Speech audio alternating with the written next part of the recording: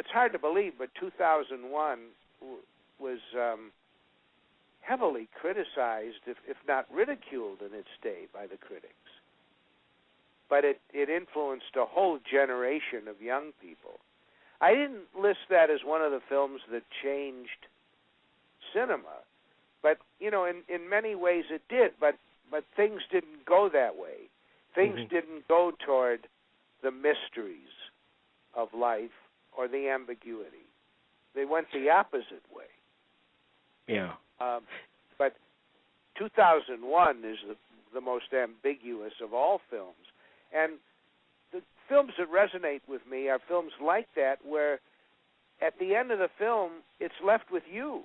It's left with the audience to make of it what you will. In many ways, The Exorcist was that too. I'm not talking about the quality of The Exorcist versus 2001, but I found that what people brought to that film, to The Exorcist, is what they took away from it. If you believe that the world was a dark and evil place, where little children were mysteriously destroyed from within, that's what you took away from The Exorcist. If, on the other hand, you thought that there was a force for good, constantly at war with the darker forces within us, and that sometimes they would triumph, not always, but sometimes, that's what you took away from the film. The same with 2001. What is that slab? To many people, the obelisk has no meaning, or it's just confusing.